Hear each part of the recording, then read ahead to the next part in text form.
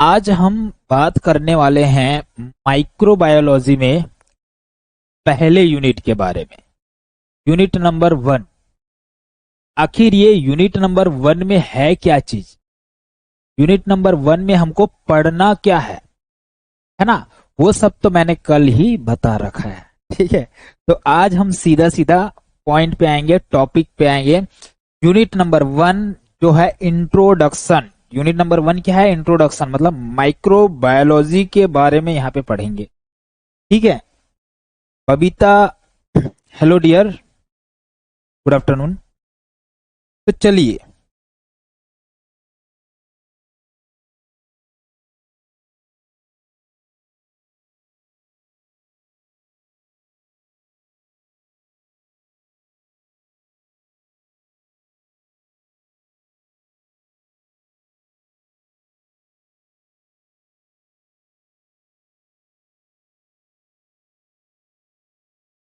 Micro, है ना, microbiology. और माइक्रोबायोलॉजी में unit number 1, unit number 1 sir, इसमें हम पढ़ेंगे इंट्रोडक्शन। और सबसे पहले तो बात करेंगे कि भाई नर्सिंग में माइक्रोबायोलॉजी का क्या इंपॉर्टेंस है और कैसे ये रिलेवेंट है या कैसे ये रिलेटेड है नर्सिंग से। ठीक है, आ जाओ।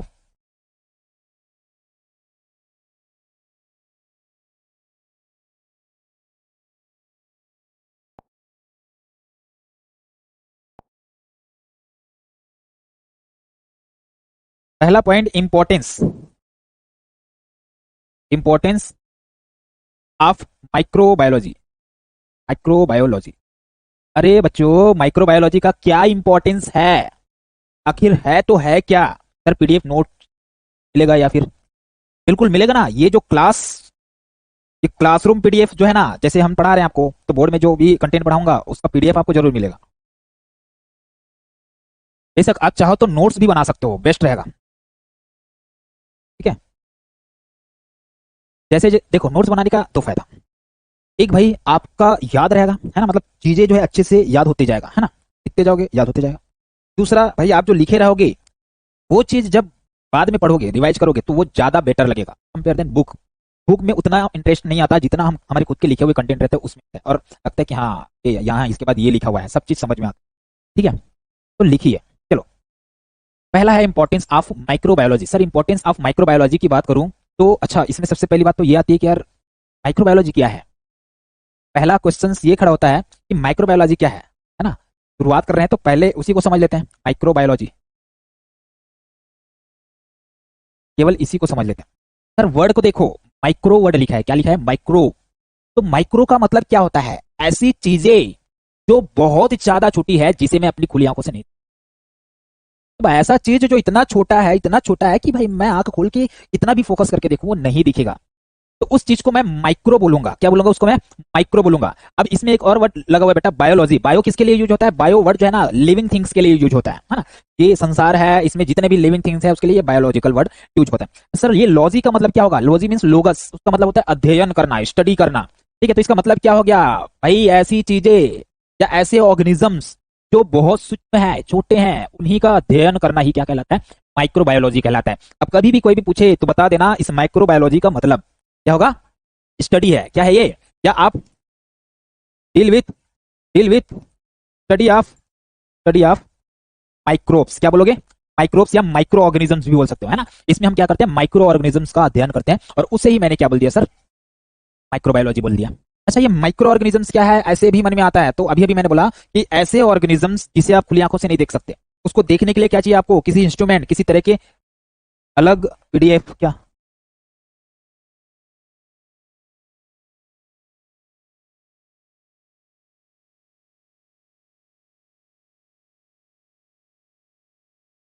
अलग पीडीएफ, टॉपिक का पीडीएफ बोर्ड में? अच्छा, बोर्ड में लिखा हुआ पीडीएफ नहीं चाहिए, ऐसे बोल रहे हो? मतलब जो बुक का पीडीएफ है, नोट्स का पीडीएफ बना हुआ है, वो वाला नीड है, ऐसे बोल रहे हैं? तो इसके लिए तो बेटा ठीक है, सर से एक बार बात करके देखेंगे इसके लिए, लेकिन मे बी वो वाला पीडीएफ नहीं मिल रहा है उसमें।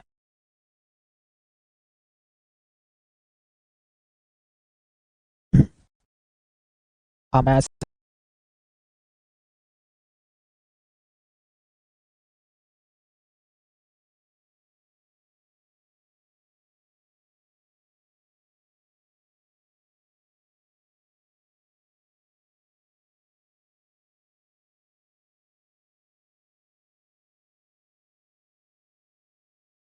वो वाला पीडीएफ चाहिए।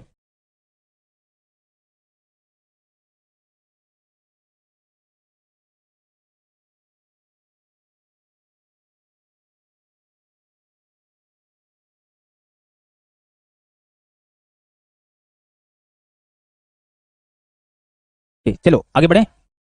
तो मैं बोल रहा था सबसे पहले माइक्रो ऑर्गेनिजम्स का इंट्रो। अब हमने इंट्रो समझ लिया।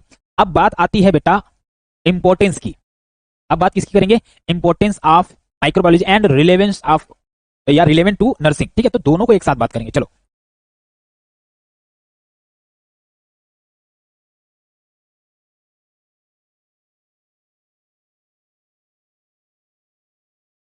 Importance and relevant to nursing. Nursing sir, इसके इंपॉर्टेंस क्या है और ये नर्सिंग से कैसे रिलेवेंट है? कैसे रिलेवेंस है या रिलेवेंट है, दोनों बोल सकते हो, है ना? रिलेवेंस भी लिख सकते हो आप इसको, रिलेवेंस। अब बात करते हैं एक एक करके, सारे पॉइंट्स की बात करेंगे कि कैसे क्या इंपॉर्टेंस है, कैसे नर्सिंग से रिलेटेड है। पहली बात आती है बेटा, ये अगर आपने माइक्रोबायोलॉजी पढ़ी, माइक्रो ऑर्गेनिजम्स के बारे में पढ़ा, तो क्या आप इन्फेक्शन को रोक सकते हो? बताओ। मैंने पढ़ लिया कि हाँ भाई, कि ये सरफेस में माइक्रो ऑर्गेनिजम्स होते हैं, मुझे पता है। मैंने टच किया तो माइक्रोब्स मेरे हाथ में आ जाएंगे, मुझे पता है। तो क्या अगर ये मुझे पता है तो मैं घर जाके हैंड वॉश करूंगा? क्यों सर? क्योंकि मुझे पता है माइक्रोब्स हाथ में है। तो मैंने कंट्रोल किया ना, इन्फेक्शन को कंट्रोल किया ना। यही मैं कह रहा हूं कि भाई अगर आपने माइक्रोबायोलॉजी पढ़ ली तो आप इन्फेक्शन को कंट्रोल कर सकते हो और प्रिवेंशन भी कर सकते हो। तो first point,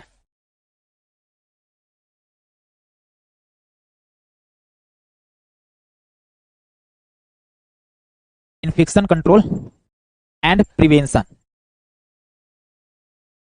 infection control and prevention, है ना? अब इन्फेक्शन कंट्रोल एंड प्रिवेंशन कैसे होगा, मैंने आपको बता दिया। आप सर इसमें क्या लिखेंगे कि भाई मैं पैथोजन को इसमें समझ सकता हूं। अंडरस्टैंडिंग पैथोजन, अगर मैंने पढ़ाई किया पैथोजन को, अच्छा पैथोजन क्या है कल बताया था। जिन्होंने कल का क्लास अटेंड किया है उनको पता है पैथोजन क्या होता है। लाइक बबीता आपने आंसर किया था, हमें याद है। बाकी सब जरूर रिस्पॉन्स करेंगे, जल्दी बताएंगे।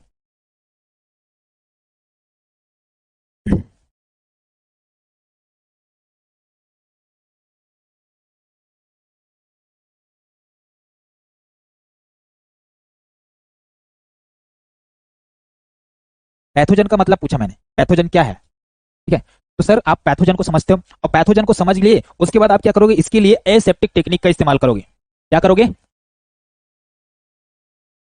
क्या करोगे?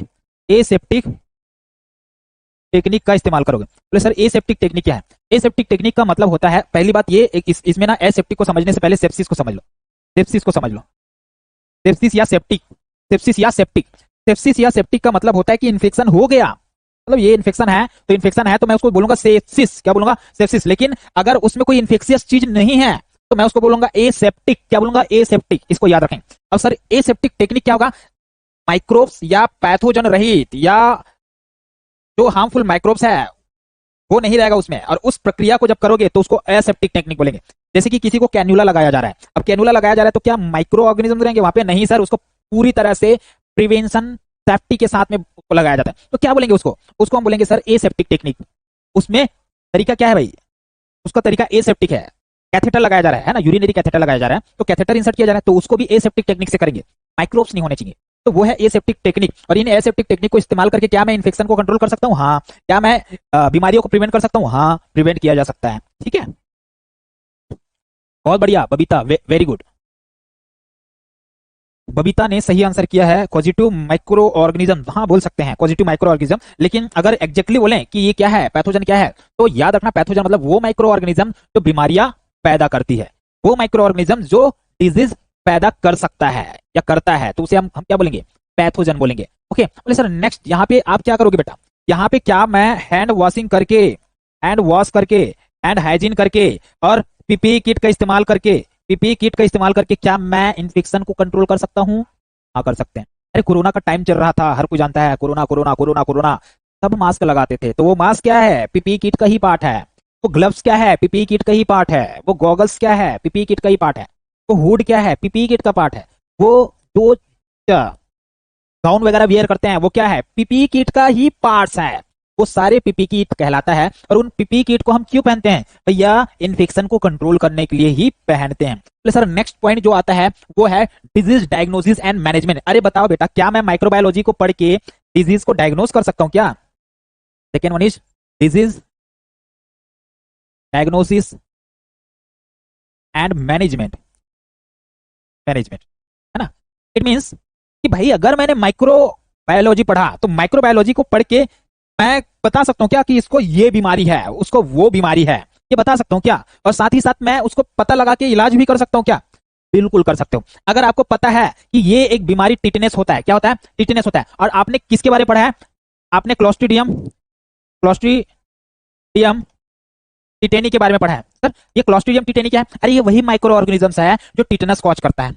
आपने पूरा पढ़ा इसके बारे में कि ये टिटेनोस्पाज्मिन नामक एक हार्मफुल एजेंट को रिलीज करता है और वही ह्यूमन बीइंग के नर्वस सिस्टम को अफेक्ट करता है, जिससे हमको क्या हो जाता है, जिससे हमको नहीं भाई, पेशेंट को क्या हो जाता है भाई, टिटनस नाम का बीमारी होता है। तो भाई आपने इसके बारे में पढ़ा तभी तो पता चला आपको कि टिटनस बीमारी है। अगर आपने इस माइक्रो ऑर्गेनिजम्स को पढ़ा ही नहीं होता तो कैसे पता चलता कि टिटनस है, कि क्या है, कि किससे हो रहा है, नहीं पता चलता ना। तो वही मैं कह रहा हूं कि भाई साहब अगर आपने माइक्रोबायोलॉजी पढ़ा है, आप डिजीज को डायग्नोस कर सकते हो। अरे डायग्नोस हो गया, मुझे पता चल गया कि उसको टिटनस है, मुझे पता चल गया उसको टिटनस है, अब मैं क्या करूंगा, इलाज करूंगा। लेकिन एक चीज बता दूं, इसको टिटनस हो जाए ना, लगभग मान के चलो उस व्यक्ति की हित होनी है, क्योंकि टिटनस हो जाने के बाद तब ऊपर वाला ही बचा सकता है। और एक रेबिस, आपने सुना ही होगा रेबिस के बारे में कभी ना कभी। रेबिस भी ऐसी बीमारी है जो अगर एक बार हो जाए तो, इसीलिए तो बोलते हैं जैसे ही कुत्ता काटे, जैसे ही बिल्ली काटे, जैसे ही वो लोग खरोच मारे, चाहे काटे चाहे खरोच मारे, कुछ भी हो, आपको तुरंत के तुरंत जा करके रेबिस की वैक्सीन जरूर लेनी है। और अगर यहाँ गर्दन से ऊपर काटा है तो उस केस में इम्यूनोग्लोबुलिन्स भी ले लो, है ना, जो आता है इम्यूनोग्लोबुलिन्स एंटीसीरा टाइप का, वो जरूर ले लो, क्योंकि वो तुरंत आपको प्रोटेक्ट करेगा, तुरंत बचाएगा। तो vaccine plus immunoglobulin, rabies immunoglobulin, okay, वो एक एंटीबॉडी है तो वो लेना है। ये दोनों चीज याद रखें, क्योंकि भाई कब क्या हो जाए कोई नहीं जानता, इसीलिए ये दोनों चीज याद रखना। और ये भी टिटनस का जो वैक्सीन आता है, टीटी वैक्सीन, वो भी जरूर लगवाइए। एटलीस्ट ये 5 साल तक का वैलिड रहता है तो लगवाना चाहिए, जरूरी है ये, ठीक है। खैर आ जाओ इधर, मैंने बोला डायग्नोसिस किया। अब डायग्नोसिस मैंने किया, जैसे कि मान लो कि मैं इसकी बात नहीं करता, मैं माइक्रो बैक्टीरियम बैक्टीरियम ट्यूबरकुलाई की बात करते हैं, ट्यूबरकुलोसिस की। इससे क्या होता है सर, एक बीमारी होता है टीबी, एक बीमारी होता है टीबी जिसे ट्यूबरकुलोसिस भी बोलते हैं। सर अगर ट्यूबरकुलोसिस मुझे पता चल गया, मैंने डायग्नोस कर लिया, मैंने पता लगा लिया कि हाँ ये माइक्रो ऑर्गेनिज्म है मतलब उसको ट्यूबरकुलोसिस है, ये माइक्रो ऑर्गेनिज्म है मतलब उसको ट्यूबरकुलोसिस है। अरे बेटा ट्यूबरकुलोसिस है तो मैं इसका इलाज करूंगा ना, ये पता चल गया यही माइक्रो ऑर्गेनिज्म है, तो इसके अगेंस्ट में क्या करूंगा, एंटीबायोटिक चलाऊंगा। क्या चलाऊंगा, एंटीबायोटिक चलाऊंगा। जो आता है ना बेटा, इसके लिए डॉट्स थेरेपी चलता है स्पेसिफिक इसी डिजीज के लिए, एंटीबायोटिक चलता है ना, तो वो दवाइयां दूंगा। ऐसा तो नहीं है ना कि ये माइक्रो ऑर्गेनिज्म है और मैं लिए पड़ा हूं दूसरी दवाई दे रहा हूँ, एमॉक्सिसिलिन दे रहा हूँ, सेफ्ट्रिएक्सोन दे रहा हूँ, फ्लैक्सासिन दे रहा हूँ, ये दवाइयां क्यों दूंगा मैं, ये दवाइयां नहीं दूंगा। क्यों? क्योंकि भाई इस माइक्रो ऑर्गेनिजम्स के लिए स्पेसिफिक ट्रीटमेंट चलता है या मैनेजमेंट चलता है। तो बताओ, मैंने माइक्रोबायोलॉजी की मदद से डायग्नोस कर लिया, मैंने माइक्रोबायोलॉजी की मदद से मैनेजमेंट भी कर लिया, कर लिया ना, कर लिया ना।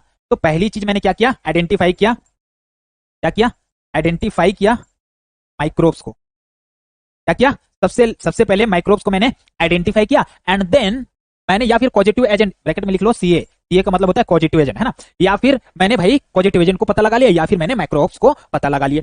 दूसरा, यहां पे जैसे ही मुझे पता चला, मैंने क्या किया, चूज किया ट्रीटमेंट ऑप्शन को, ट्रीटमेंट ऑप्शन को मैंने क्या किया, चूज किया। अब सर उसको ट्यूबरकुलोसिस हुआ है तो ऑप्शन भी क्या रहेगा हमारे पास, ऑप्शन यही कि उसको डॉट थेरेपी चलाओ, फर्स्ट लाइन ड्रग चलाओ या सेकंड लाइन ड्रग चलाओ, वही हमको करना पड़ेगा। तो वही उनमें से कोई भी चीज हम चुनेंगे और वो दवाइयां चलाएंगे, है ना। तो भाई मैं ट्रीटमेंट भी कर पा रहा हूँ, ट्रीटमेंट भी कर पा रहा हूँ, है कि नहीं। बोले तीसरी चीज यहाँ पे एक चीज और कर सकते हो, आप अंडरस्टैंड कर सकते हो या अंडरस्टूड कर सकते हो जो रेजिस्टेंस होते हैं उसको, रेजिस्टेंस को। अब ये रेजिस्टेंस क्या है ये भी सुन लो। आपने ट्रीटमेंट का भी सोच लिया, आप ट्रीटमेंट चला रहे हो, लेकिन एक चीज होता है कि मैंने कोई एंटीबायोटिक दिया, बहुत बढ़िया बात, दिया दिया, लेकिन वो दवाई को ना रेजिस्ट कर जा रहा है। वो माइक्रो ऑर्गेनिज्म, ये माइक्रो ऑर्गेनिज्म जो है ना, उस दवाई से मर ही नहीं रहा है, वो दवाई से जा ही नहीं रहा है, मतलब उस दवाई का इफेक्ट नहीं पड़ रहा है। उसको बोलते हैं बेटा रेजिस्टेंस हो जाना, है ना, उसको बोलते हैं रेजिस्टेंस हो जाना। तो अगर वो दवाई दिया, ठीक नहीं हो रहा है, इंप्रूवमेंट नहीं आ रहा है, मतलब वो उस दवाई से कुछ नहीं हो रहा है। अब मुझे क्या करना पड़ेगा, कोई और दवा देना पड़ेगा, है ना। तो मैं फिर से मॉडिफाई करूंगा, फिर से क्या कर सकता हूं बेटा, दवाई को चूज करके दे सकता हूं। ठीक है, तो सर क्या मैंने माइक्रोबायोलॉजी की मदद से डिजीज डायग्नोस किया, क्या मैंने मैनेजमेंट किया? बिल्कुल किया, किया ना। तो हाँ, किया ना। अच्छा, क्लियर हो रहा है ना सारे पॉइंट्स जो मैं बता रहा हूं, वो क्लियर हो रहा है ना आप लोगों को? नेक्स्ट,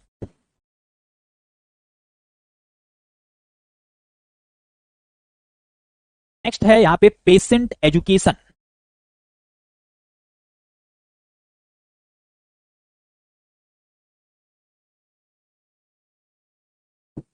पेशेंट एजुकेशन, देखो, अगर मैं नर्स हूं, भी नर्स जा रहे हो, है ना, आप भी नर्स, मैं भी नर्स, मैंने माइक्रोबायोलॉजी नहीं पढ़ा है, पढ़ा ही नहीं है, क्या मैं बोलूंगा जाकर के उन लोगों को कि क्या वैक्सीन लगवाना है, क्या करना है, वैक्सीन लगवाना है? मैं पेशेंट को जाके बोलूंगा भैया वैक्सीन लगवाना है, लगवाऊं, क्यों लगवाऊं, ऐसे बोलेगा। मैंने तो माइक्रो पढ़ा ही नहीं है, बस जाके बोल दिया कि भैया वैक्सीन लगवाओ, पढ़ा ही नहीं है, तो मैं क्या उसको जानकारी दूं? मैं वैक्सीन का बेनिफिट बता सकता हूं क्या? वैक्सीन का बेनिफिट बता सकता हूं क्या? वैक्सीन का बेनिफिट बता सकता हूं क्या, अगर मैंने पढ़ा नहीं है तो? बता सकता, लेकिन मैंने अगर पढ़ा है, माइक्रोबायोलॉजी पढ़ा है, तो वैक्सीन के बारे में भी मुझे पता रहेगा और मैं वैक्सीन का बेनिफिट बताऊंगा, है ना। तो ये एक एजुकेशन हुआ कि नहीं हुआ? हुआ, हुआ। अरे भाई साहब, आप हाइजीन प्रैक्टिस के बारे में बता सकते हो कि हाँ, हाथों में माइक्रोब्स होते हैं, हैंड वॉश करो, माइक्रोब्स खत्म। कब बताओगे? माइक्रोबायोलॉजी पढ़े रहोगे तब बताओगे ना। तो दूसरा चीज, हाइजीन प्रैक्टिस के बारे में बता, हाइजीन प्रैक्टिस के बारे में बता सकते सर। यहाँ पे वाटर हैंडलिंग कैसे करना है, फूड्स को कैसे सेफली हैंडल करना है, ये भी बता सकते हो। तो safe food and water handling, water handling. अभी शुरुआत में हो सकता है कि मेरा हैंड राइटिंग थोड़ा सा कहीं कहीं पे समझ ना आए, है ना। बाकी अगर लगे भाई कि सर ये वाली लाइन नहीं है तो जरूर बताइएगा, है प्रैक्टिस है बेटा, प्रैक्टिस। तो भाई मैं एजुकेशन भी दे सकता हूँ माइक्रोबायोलॉजी पढ़ के, मजेदार है। बोले सर इसके बाद अगला पॉइंट क्या आता है? अगला है एंटीबायोटिक का स्टेवर्डशिप। एंटीबायोटिक का स्टेवर्डशिप भी होता है, बोले तो, है ना, पॉइंट।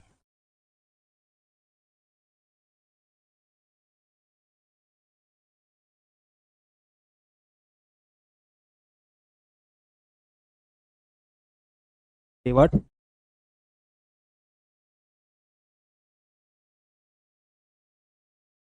देखो, अगर मैंने माइक्रो ऑर्गेनिजम्स के बारे में पढ़ा, एंटीबायोटिक कैसे बनता है ये सुन लो। जैसे कि कोई बैक्टीरिया है, कोई क्या है, बैक्टीरिया है, इस बैक्टीरिया का क्या किया जाएगा, पूरा स्टडी किया जाएगा, है ना, स्टडी किया जाएगा। फिर इसी बैक्टीरिया के मदद से क्या बनाया जाता है बेटा, एंटीबायोटिक तैयार किया जाता है, एंटीबायोटिक तैयार किया जाता है। अब अगर मैंने इस बैक्टीरिया के बारे में पढ़ा है और इस बैक्टीरिया से रिलेटेड एंटीबायोटिक के बारे में पढ़ा है या इसके बारे में रिसर्च कर रहा हूं, है ना, तो क्या मैं उस एंटीबायोटिक का प्रॉपर, मतलब उसके बारे में जानकारी रख सकता हूँ क्या? क्या मैं एंटीबायोटिक जो है उसके रेजिस्टेंस जो है उसको कैसे ठीक करूं, कैसे मैनेज करूं, सब चीज जान सकता हूं क्या? जान सकता हूं, बिल्कुल जान सकता हूं, अगर मैंने पढ़ा है तो। पढ़े रहेंगे तो, है कि नहीं? तो ये भी जरूरी है। नेक्स्ट जो आता है वो है बेटा आपका safe, safe specimen collection and handling.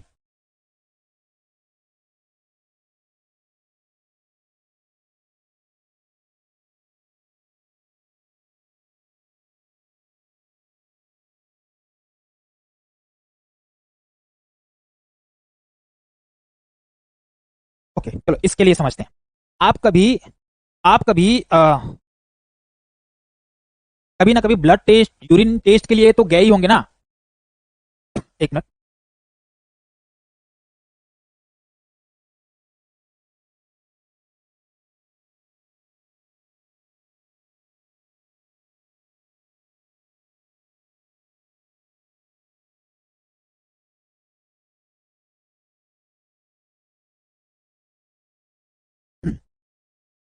Okay तो कहाँ थे अपन? Safe specimen collection and handling.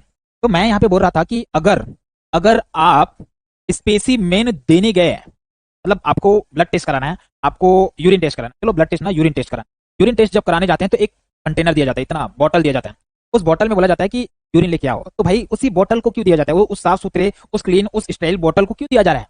वो इसलिए दिया जा रहा है ताकि उसमें कहीं और से माइक्रोब्स एंटर ना हुआ रहा हो। वो पूरा पैक रहता है, देखना दिल्ली में पैक रहता है, कवर रहता है कि बोतल को दिया जाता है।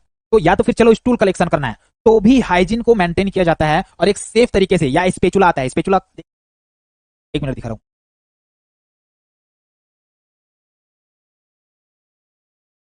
अभी बहुत सारी चीजों का इमेज दिखना बाकी है, धीरे धीरे सब चीज देखेंगे।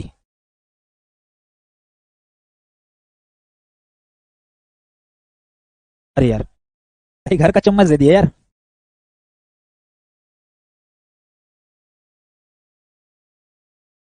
ये देखो, कुछ इस टाइप का रहता है स्पेचुलास, है ना? ये स्पेचुलास है। इन स्पेचुलास का इस्तेमाल करके आप क्या कर सकते हो, सैंपल ले सकते हो। सैंपल कितना ही चाहिए, बहुत सारा थोड़ी ना चाहिए, थोड़ा सा सैंपल चाहिए। उस थोड़े से सैंपल को इन्हीं स्पेचुलास की मदद से लिया जाता है। और फिर अच्छा, ये क्यों क्यों यूज किया जा रहा है? ऐसे हाथ से भी तो पकड़ सकते हो, है ना? कई ऐसे सैंपल है, ग्लव्स पहन लो, हाथ से पकड़ लो, ऐसे नहीं। ऐसा इसलिए नहीं किया जाता क्योंकि ये पूरा स्टाइल रहता है। ये स्टाइल रहता है मतलब इसमें माइक्रोब्स की निशान भी नहीं रहेगी। माइक्रोब्स होने की बात तो अलग है, निशान भी नहीं रहेगा।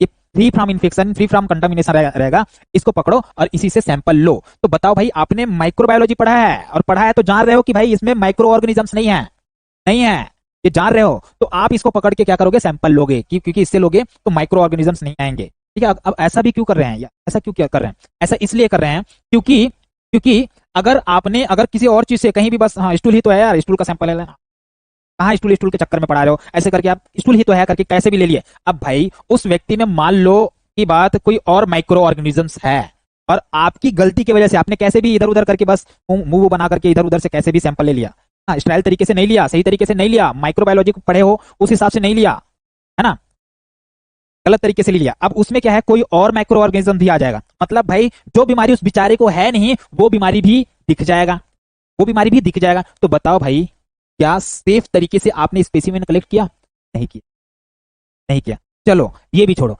आप देखते होंगे कभी ना कभी तो भाई सैंपल लेते हैं और सैंपल को सही टेम्परेचर में रखते हैं, रखते हैं ना, सही टेम्परेचर में रखते हैं, सही जगह पे रखते हैं, सही तरीके से रखते हैं।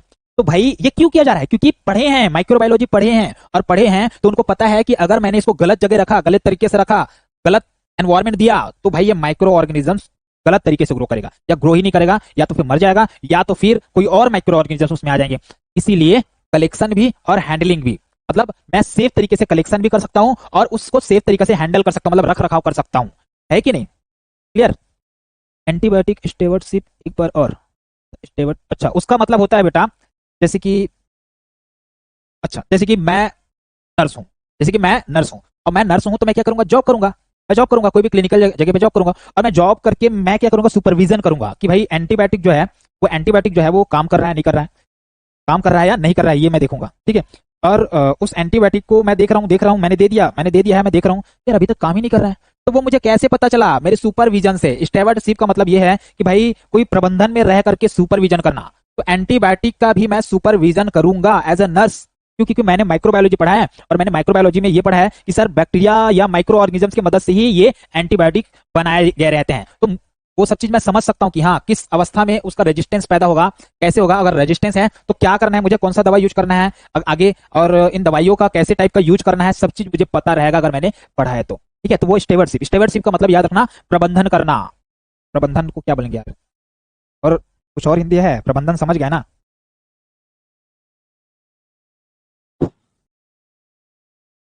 तो सेफ हैंडलिंग बोला था, सेफ हैंडलिंग, इसमें आपको क्या करना है, प्रॉपर टेक्निक का इस्तेमाल करना है,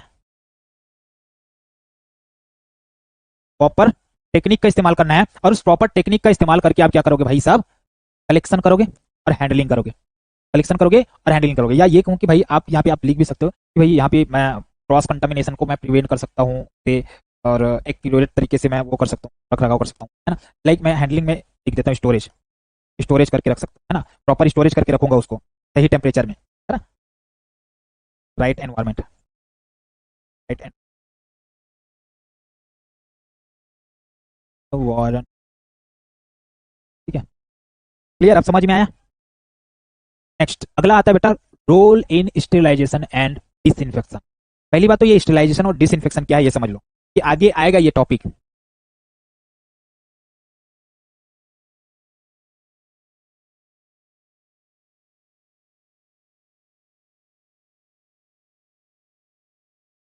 एंड स्टेलाइजेशन एंड डिसइंफेक्शन। कोई बता सकते हो इस पॉइंट को? क्रॉस कंटामिनेशन मतलब मैंने, देखो, एक आप हो, एक आपका दोस्त है, ये आप हो, ये आपका दोस्त है, दोनों जाकर के हाथ मिला रहे हो, पता नहीं है भाई किसको क्या हुआ है, दोनों जाकर के हाथ मिला लिए। अब पता चला कि आपके दोस्त को, चलो यार सॉरी, आपके दोस्त को नहीं बोल रहा हूं ना, शक्तिमान, मतलब ये है, ये व्यक्ति है, इसके दोस्त को ना क्या हुआ है बेटा, बोले तो ट्यूबरकुलोसिस हो गया है मान लो, है ना, नहीं नहीं कोरोना हो गया है, कोरोना हो गया। सर अब ये कोरोना वाला है, मुझे तो पता ही नहीं था, इस दोस्त को पता नहीं है इसको कोरोना हुआ है, इन्होंने जाके हाथ मिला लिया, हाथ मिलाने से ना इसका कोरोना इसके में आ गया, हाथ मिलाने से इसका कोरोना इसके में आ गया। यही है क्रॉस कंटामिनेशन, समझ में आया? मतलब किसी के कांटेक्ट में आने से, किसी को टच वगैरह करने से आपके बॉडी में जो इन्फेक्शन हो रहा है, आपके में जो आ रहा है, वही क्रॉस कंटामिनेशन कहलाता है। समझ में आया? खैर मैं ये वाला पूछा था, किसी को पता है स्टेरिलाइजेशन और डिसइंफेक्शन का मतलब? चलो नहीं पता है, हम बताते हैं। भाई साहब याद रखना, अगर आप, जैसे कि ये एक ऑब्जेक्ट है, या वो स्पेचुला जो मैंने दिखाया, उसको आपने कहां भेज दिया, एसएसडी जो होता है जहां पे स्टेरिलाइजेशन वगैरह होता है वहां भेज दिया, स्टेरिलाइजेशन के लिए भेज दिया, तो सर उसमें स्टेरिलाइजेशन कैसे होगा देखना। उस स्पेचुला को ऑटोक्लेव या जो भी मतलब चीजों से, जो भी माध्यम से उसको स्टेरिलाइज करना है उसमें डालेंगे, है ना, और उसमें डाल करके क्या करेंगे भाई साहब, उस स्पेचुला से माइक्रो ऑर्गेनिज्म एंड उसके स्पोर्स, बोले सर स्पोर्स क्या है ये सुन लो, माइक्रो ऑर्गेनिजम्स और उसके स्पोर्स, जैसे कि मैं इनडायरेक्टली बता दूं तो, जैसे माइक्रो ऑर्गेनिजम्स है और उसके कुछ अंश ये होते हैं स्पोर, मतलब अगर माइक्रो ऑर्गेनिजम्स को मार दिए ना और उसके स्पोर को भी मार दिए, मतलब ये मान के चलो कि भाई उसको पूरी तरह से भाई फ्री फ्राम क्या कर दिए, माइक्रोब्स कर दिया, मतलब उसमें से भाई आपको कंटामिनेशन नहीं होगा, इन्फेक्शन नहीं होगा। जैसे कि ये स्पेचुला है, इसको मैंने पूरी तरह से साफ कर दिया, स्टेरिलाइज कर दिया, तो इस पे ना माइक्रो ऑर्गेनिजम्स है कोई भी, ना ही इसमें कोई उसके स्पोर है। स्पोर क्या बेटा, जैसे कि मैं बोल दूं कि माइक्रो ऑर्गेनिजम्स के ही बाल बच्चे हैं बोलते हैं इसको, अगर माइक्रो ऑर्गेनिजम्स को मार दिए, स्पोर बच गए, तो इसी से और माइक्रो ऑर्गेनिज्म पैदा हो जाएंगे। ठीक है, तो आपके स्टेरिलाइजेशन में माइक्रो ऑर्गेनिज्म और स्पोर दोनों ही क्या होता है बेटा, किल होता है, दोनों ही क्या होता है, किल होता है, मारे जाते हैं। लेकिन डिसइंफेक्शन के केस में क्या होता है, किल होता है वो कौन है, माइक्रो ऑर्गेनिज्म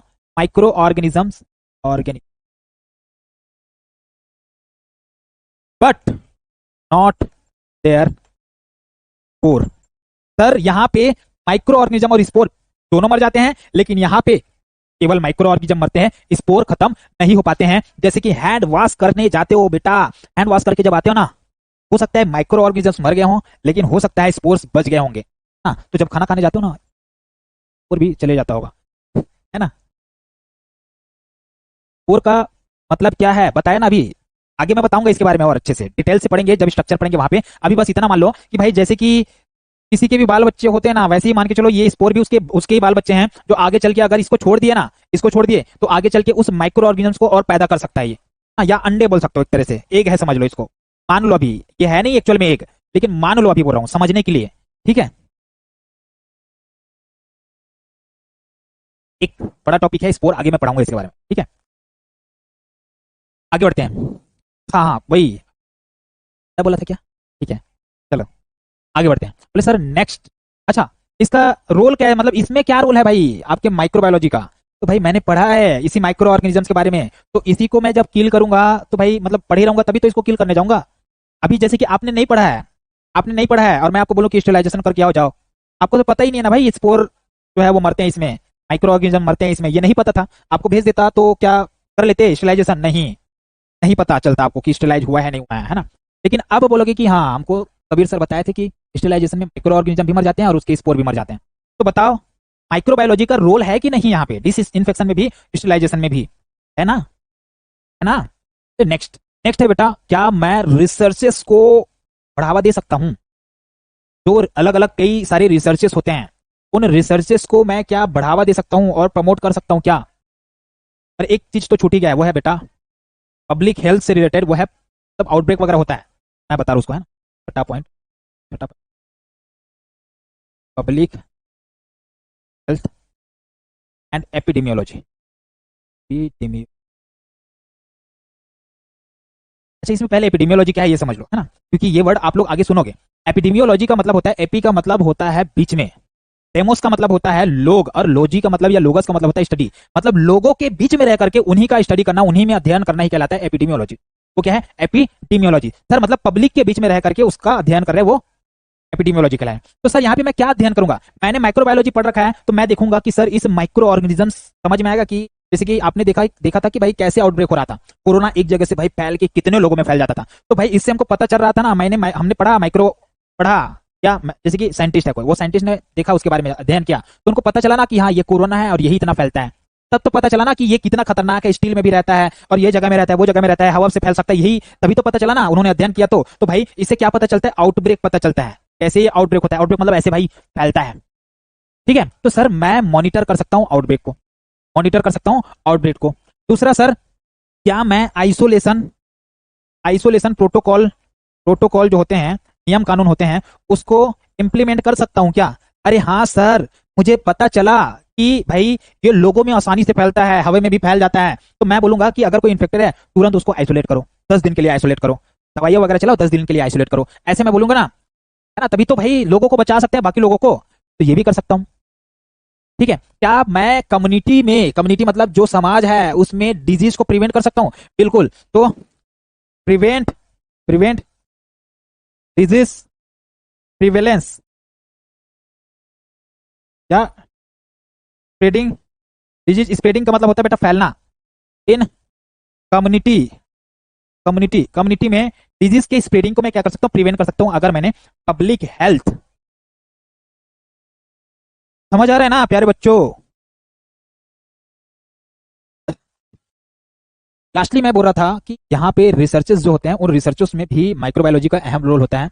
आपने देखा कि भाई कोरोना चल रहा था, तो कोरोना के टाइम में साइंटिस्ट लोग जो थे, डॉक्टर लोग जो थे, उन्होंने रिसर्च ही किया था ना, तभी तो भाई वैक्सीन निकला, तभी तो भाई इतना बचाव अभियान चला। तो बिना रिसर्च के कुछ नहीं। तो भाई रिसर्चेस जो है माइक्रोबायोलॉजी को पढ़ने से होगा। अगर उन डॉक्टर्स ने माइक्रोबायोलॉजी पढ़ा ही नहीं रहा होता, मान लो है ना, उन्होंने नहीं पढ़ा है माइक्रोबायोलॉजी, क्या वो रिसर्च कर पाते? नहीं कर पाते, नहीं कर पाते ना। और अगर हमने पढ़ा है तो क्या हम रिसर्च में मदद कर सकते हैं? हाँ कर सकते हैं, है ना? तो इनहेंसिंग नर्सिंग रिसर्च, क्योंकि आप नर्सिंग कर रहे हो इसलिए नर्सिंग रिसर्च की बात करेंगे। यहाँ पे हम कर सकते हैं भाई, माइक्रोबियल बिहेवियर को समझ सकते हैं। क्या कर सकते हो? अंडरस्टैंड माइक्रोबियल बिहेवियर, वो जो माइक्रो ऑर्गेनिजम्स हैं उनके बिहेवियर्स क्या है समझ सकते हैं। ठीक है, जैसे कि पहले नहीं पता था कि कोरोना जो है कैसे फैल रहा है, उसका बिहेवियर कैसे सडन कैसे फैल जाता है ना, लेकिन अध्ययन किया तो पता चल गया। तो भाई वो रिसर्च में भी आया ना, रिसर्च में भी मददगार हुआ ना।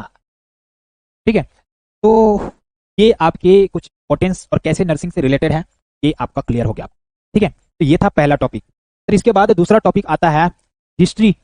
माइक्रोबायोलॉजी का हिस्ट्री क्या है? तो हिस्ट्री बेटा अपने आप में बहुत बहुत ज्यादा इंपॉर्टेंट है, और क्योंकि क्वेश्चन भी आता है वहां से, तो उसके बारे में जरूर बात करेंगे, है ना, लेकिन कल। ओके, हिस्ट्री आता है, इस बात का ध्यान जरूर रखेंगे।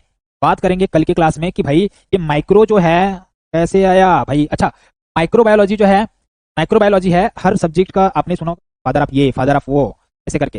तो ये क्वेश्चन मैं आपसे पूछूंगा, और कभी भी एक चीज ध्यान में रखना, आप लोग सारे लोग ध्यान रखना कि भाई मैं जो पढ़ा रखा हूं वहां से कभी भी रैंडमली क्वेश्चन, ये नहीं सोचना है कि सर हमारा तो लाइव क्लास है, बस चुपचाप बैठे रहेंगे। नहीं, रिस्पॉन्स करना है, मैं इंडिविजुअल नाम लूंगा, आप बताइए ऐसे कर। ठीक है, अगर पॉसिबल होता ना तो भाई मैं तो लाइव वाला क्लास चलाता, कि भाई आप लोग भी दिखते, मैं भी दिखता, और डायरेक्ट फेस टू फेस पूछते कि भाई हाँ अब बताओ। अगर ऐसा हो जाए तो मजा आ जाए, है ना? चलो, तो मिलते हैं कल के क्लास में। आज के लिए इतना ही मेरे प्यारे बच्चों, थैंक यू सो मच, जय हिंद।